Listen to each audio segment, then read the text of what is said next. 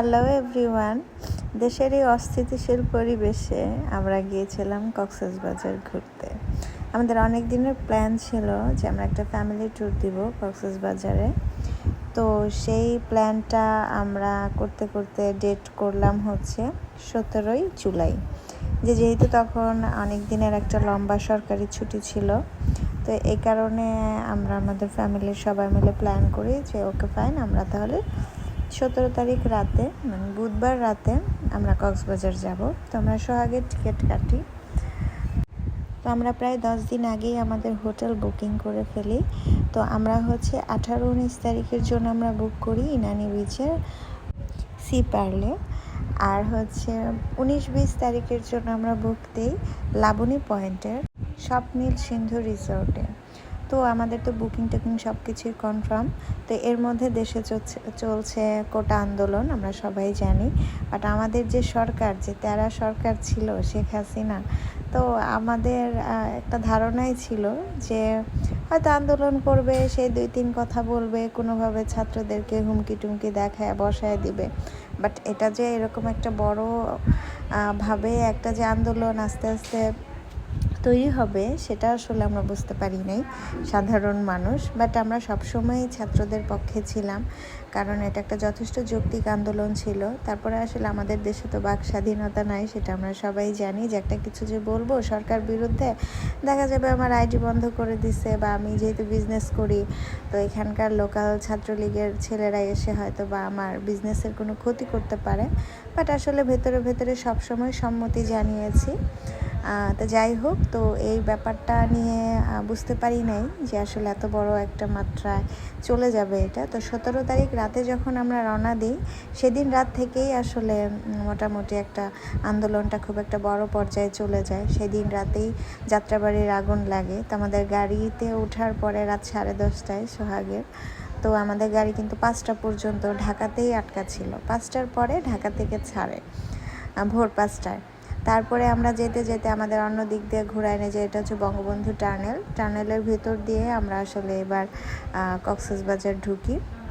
তো কক্সবাজার ওখানে যাওয়ার পরেও চট্টগ্রামেও আমরা 2 ঘন্টায় পুলিশ আর ছাত্রদের যে একটা দ্বন্দ্ব হচ্ছিল, তো ওইখানে মারামারি হচ্ছিল সেই দিন 18 তারিখ। সেই 18 তারিখের সে আন্দোলনেও কিন্তু আমরা মোটামুটি রাস্তায় অনেকক্ষণ জ্যামে আটকা ছিলাম। তো একটা পর্যায়ে আস্তে আস্তে পরিস্থিতি একটু স্বাভাবিক হয়, গাড়ি একটু একটু একটু করে চলতে আমরা তো মনে করেন যে তখন 3টা বাজে যখন আমাদের কক্সবাজার নামায় দেয় ফাইনালি গাড়ি। তো কক্সবাজার নামার পরে তো আমরা এই যে মেরিন ড্রাইভ দিয়ে সি পার্লের যে গাড়ি ছিল সেটা আমাদেরকে নিয়ে যাচ্ছে রিসোর্টে।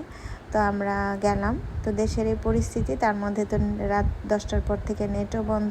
কি হচ্ছে দেশে, কি পরিস্থিতি, কোনো কিছুই আসলে জানতেছিলাম না। জাস্ট কয়েকজনের কাছ থেকে ফোনে শুনতেছিলাম যে ঢাকার পরিস্থিতি খুবই খারাপ। তো আল্লাহ করো। তো ওইটা এখন আমরা যেহেতু চলেই আসছি, আমরা যেহেতু অন দ্য ওয়ে ছিলাম, তো আমাদের আসলে কিছু করার ছিল না। তো সেই ক্ষেত্রে আমরা আমাদের মতন এনজয় করা শুরু করলাম। আমরা ঘুরলাম, এদিক সেদিক বিচে গেলাম, আব্বু আম্মু, আমার ভাই, আমার ছেলে। আর এদিকে খুব আমরা নিউজ দেখতেছিলাম। যখনই হোটেলে যাই তখনই টেলিভিশন ছেড়ে নিউজ দেখতেছিলাম। নিউজে কী বল, অ্যাকচুয়ালি নিউজে তো জানেনই, নিউজেও তেমন কিছু আসলে দেখায় না।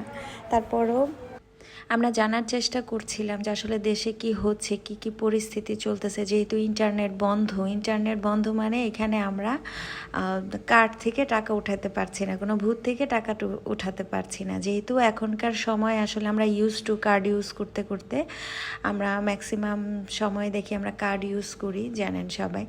তো বিকাশটা কোনো রকম চলছে ম্যানুয়ালি, *427# দিয়ে এইভাবে করে আমরা বিকাশ থেকে কিছু টাকা উঠাইছি। তো যাই হোক, এভাবেই চলছে আমাদের দিন। তো আমরা রাত্রেবেলা মানে সন্ধ্যার পরে আমরা হোটেল থেকে যাই হচ্ছে পাটুয়াটেকে যে কোরাল রেস্টুরেন্ট, এটাই আসি। তো এটা থেকে আমরা রাতের ডিনারটা সারি। তো এইখানের খাবারও অনেক মজা, খুবই ভালো। এর আগেও যখন আসছিলাম এই রেস্টুরেন্টে এসেছিলাম, আর এখানে সময় কাটাতেও খুব ভাল লাগে। এক পাশে মেরিন ড্রাইভের রাস্তা, আর এক সাইডে সমুদ্র, আর এক পাশে এত সুন্দর একটা রেস্টুরেন্ট, একদম ইকো ফ্রেন্ডলি। একদম আপনার হচ্ছে এটা হয়েছে বালির ওইদিকে যে টাইপের ইকো ফ্রেন্ডলি রেস্টুরেন্ট বা রিসোর্টগুলো থাকে না, জাস্ট ওরকম থিমে করা। তো আমরা ভালোই ফ্যামিলির সবাই এনজয় করলাম, একটা কোয়ালিটি টাইম স্পেন্ড করলাম, খুবই ভালো লাগলো। আর যেহেতু আমাদের কাছে ফেসবুক নাই, তো আমরা মোবাইল অত বেশি ধরছিলাম না, জাস্ট ছবি তুলছিলাম, ভিডিও করছিলাম, আর আমরা গল্প করছিলাম, ঘুরছিলাম, এনজয় করছিলাম। তো রাতে আমরা এই যে কোরাল মাছের বারবিকিউ করি, এরা হচ্ছে কেজি হিসেবে বিক্রি করে মাছগুলো। তো আমরা কয় কেজির জানি মাছ নিলাম, তো বারবিকিউ করে দিল, খুবই সুস্বাদু ছিল। আমরা কক্সবাজার গিয়েও খেয়েছি কোরালের বারবিকিউ, আর এদেরটা বেশি ভালো ছিল। তো সকালবেলা ভোর 6টার সময় উঠে আমরা আবার বিচে যাই। তো বিচে যেয়ে দেখি মেরিন ড্রাইভের এদিকে আরও অনেক রিসোর্ট হয়েছে, অনেক ইকো ফ্রেন্ডলি রিসোর্ট হয়েছে, আর রিসোর্টগুলো খুবই সুন্দর। তো ভাবছিলাম যে নেক্সট ডে কখনো আসলে এই টাইপের রিসোর্টগুলোতে থাকা যাবে, কারণ এই দিকটায় আসলে ম্যাক্সিমাম আমাদের এই সিপারলেই থাকা হয়। তো তারপর আমরা ঘুরে ঘুরে এসে আনুমানিক 8টার দিকে আমরা ব্রেকফাস্ট করা শুরু করি। তো সিপারলে তো অনেক আইটেমের ব্রেকফাস্ট দেয়, তো এগুলো খেতে আসলে খুব ভালোই লেগেছে। আর তারপরে পাশাপাশি তো আবার নিউজ দেখছিলাম, পলকের মিথ্যা নিউজ, এক এক সময় এক এক ধরনের বাটপারি কথাবার্তা সে বলতেছে, এই কারণে নেট বন্ধ হয়েছে, ওই কারণে নেট বন্ধ হয়েছে, জামাত শিবির আগুন দিছে। কিন্তু আসলে আমরা কিন্তু সবাই জানি কি কারণে নেট বন্ধ করা হয়েছে, যাতে আমরা অনলাইনে প্রতিবাদ করতে না পারি, আর যা সরকার যা করছিল ওগুলো জানি সাধারণ মানুষও বিশ্ব দেখতে না পারে। এর জন্যই মূলত আমাদের সবার নেট, ইউটিউব, টিকটক, যত ধরনের অ্যাপস আছে সব কিছু বন্ধ করে দেয়। তো এই হচ্ছে আমাদের স্বপ্নীল সিন্দুরের রিসোর্টে চলে আসি আমরা 19 তারিখে দুপুর 12টার পরে, 1টা-1:30টার দিকেই চেক আউট করে ওই সিপাল রিসোর্ট। তো আমাদের এটাও আগে থেকে বুকিং করাই ছিল। তো আসলাম, দেখলাম যে আসলে কক্সবাজারের এই বিচগুলোতে এত বেশি রাশ থাকে, এত ভিড় থাকে, সেখানে মানুষজনই নেই। অ্যাকচুয়ালি আমরাই ছিলাম এইবার কক্সবাজারের লাস্ট ট্রিপ, বুধবার রাতেই কক্সবাজার লাস্ট গাড়ি ঢোকে, এরপর থেকেই আসলে গাড়ি ঘোড়া সব বন্ধ থাকে, তারপরে আর কোনো গাড়িও চলে না। আর কক্সবাজার যারা ছিল তারাও মোটামুটি আমাদের মতনই আটকা পড়ে গেছে, কেউ বেরও হতে পারে না, নতুন কোনো ট্যুরিস্ট আর কক্সবাজার ঢুকতে পারে না বুধবারের রাতের পর থেকে। তো বুধবার হচ্ছে 17 তারিখ ছিল, তো 17, 18 এটা চলছে, আজকে 19 তারিখ। তো আমরা কি করব, আমরা বিচ দিয়ে ঘুরলাম, বিচটাও মোটামুটি মানুষ ছিল, কক্সবাজার যে মানুষ থাকবে না তা না, কিন্তু তুলনামূলক কম। আর যেই লং একটা ছুটি ছিল, সরকারি একটা গভর্নমেন্ট একটা ছুটি ছিল, বাট ওইটা আসলে ওইভাবে মানুষ এনজয় করতে পারে নাই, অনেকেই আসলে আসতে পারে নাই। তো ঠিক আছে, আমরা সকালবেলা এই রিসোর্টেও পরের দিন সকালে মানে 20 তারিখে আমরা আমাদের ব্রেকফাস্ট সারি, তারপরে যে সুইমিং পুলে গোসল করছে সাদাফ আব্বু অনি। তো আমরা বিকেলের দিকে আবার এই যে ঘুরতে যাই পাহাড়ের উপর দিয়ে। কি করব, ঘোরাঘুরি করতেছিলাম, যেহেতু নেটও বন্ধ, তো সময় কাটাচ্ছিলাম, ভালো এনজয় করছিলাম আমরা। তো ওই হচ্ছে আমাদের স্বপ্নীল সিন্দুর রিসোর্ট, এইটাই আমাদের হোটেলটা, খুবই সুন্দর, নতুন হয়েছে, এটা নেভিদের। আমাদের কাছে খুবই ভালো লেগেছে এটা, এইবারই ফার্স্ট টাইম ছিলাম আমরা। তো রাতে আমরা কক্সবাজার বিচের পাশে সাইমনের এদিকটায় এই রেস্টুরেন্ট থেকে আমরা রাতের ডিনার কমপ্লিট করি। তারপরে আমরা হাঁটতে হাঁটতে আমাদের হোটেলের দিকে যাই, আর বাস স্টেশনগুলোতে আমরা খবর নিতে থাকি, বাস কি ছাড়বে নাকি, কবে ছাড়বে। বাস স্টেশনরা কিছু কিছু খোলা ছিল, কিছু কিছু বন্ধ ছিল। তো বলে যে না, অনির্দিষ্টকালের জন্য বন্ধ, বলতে পারছি না, পরিস্থিতি স্বাভাবিক না হওয়া পর্যন্ত আমাদের গাড়ি ছাড়বো না। তো এরকমই আমাদের খুবই একটা বিব্রতকর পরিস্থিতিতে পড়ে যাই, খুবই একটা মানসিক টেনশনের মধ্যেও যায় আমাদের, আবার এনজয়ও করতে থাকি। কি করব, সময় তো কাটাতে হবে, সারাক্ষণ তো টেনশন করতে পারি না। তো আমরা সবসময় খালি নিউজ দেখি যে সমন্বয়কারীদের দাবিকে মেনে নিল নাকি, ছাত্রদের দাবিকে মেনে নিল নাকি। তো হোটেলে গিয়েই আমরা টিভি অন করে সবসময় আমরা নিউজ দেখি যে আপডেট কি দেখাচ্ছে। তো এইভাবেই দেখি যে কখন আসবে খবর যে না সব কিছু স্বাভাবিক হবে, ছাত্রদের সকল দাবি মেনে নেওয়া হয়েছে।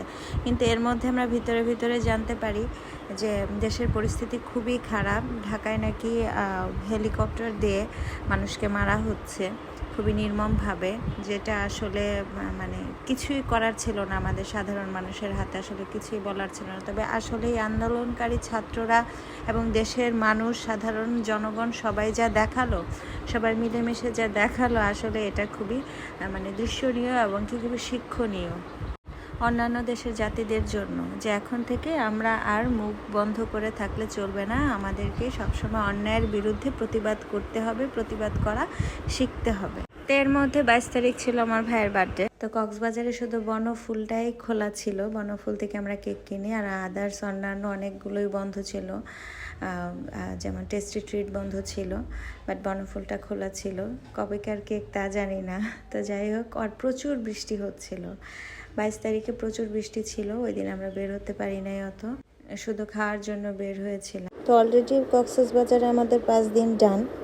তো এর মধ্যে কি করব, আমরা এদিকে ইন্টারনেট অফ, যার কারণে আমরা যে এয়ার টিকিটও কাটতে পারতেছি না। এর জন্য আমরা এয়ারপোর্টে গিয়েছিলাম, এয়ারপোর্টে অনেকক্ষণ অপেক্ষা করার পরও আমরা কোনোভাবেই 5টা টিকিট অ্যাভেলেবেল পাচ্ছিলাম না। পরে জানতে পারি যে ডিসি অফিস থেকে নাকি ভ্রমণ পাস নিলে যাওয়া যাবে। তো আমরা 22 তারিখ সকালে চলে যাই কক্সবাজার ডিসি অফিসে। তো দেখতেই পাচ্ছেন এই যে আমাদের মতন সব পর্যটকরা এখানে মানে যুক্ত হয়েছে এই যে ভ্রমণ পাস নেওয়ার জন্য। পরে এটা নেওয়ার পরে আমরা ফাইনালি 5 দিন পরে 22 তারিখ রাতে আমরা আমাদের বাসায় যাওয়ার জন্য, ঢাকায় যাওয়ার জন্য রওনা হই। তারপর আলহামদুলিল্লাহ আমরা 22 তারিখ রাতে রওনা দিয়ে 23 তারিখ ভোরবেলায় আমরা ঢাকায় পৌঁছে যাই আলহামদুলিল্লাহ। তারপর ওইখান থেকে সিএনজি নিয়ে আমরা গাবতলী আসি, গাবতলী থেকে আবার সিএনজি নিয়ে মানিকগঞ্জ চলে আসি, যেহেতু এখানে উবার টুবার কিছুই কল করা যাচ্ছে না, মানিকগঞ্জ থেকেও কোনো গাড়ি আসতে পারবে না। তো সব কিছু মিলিয়ে আলহামদুলিল্লাহ আমরা সেফ ছিলাম। বাট ঢাকার পরিস্থিতি খুবই খারাপ ছিল, একদম থমথমে অবস্থা, মানে কোনো গাড়ি, কোনো মানুষ, কোনো কিছুই আসলে রাস্তায় ছিল না, এমন একটা পরিবেশ সৃষ্টি করে ফেলেছে একজন মানুষ। এই ছাত্র আন্দোলন, আমরা অনেক শহীদের রক্তের বিনিময়ে আমরা আবারও স্বাধীন দেশ পেলাম আলহামদুলিল্লাহ। আমাদের দেশটা জেনে আসলে ভালো দিকে আগায়, ভালো কিছু হয়, এই কামনা।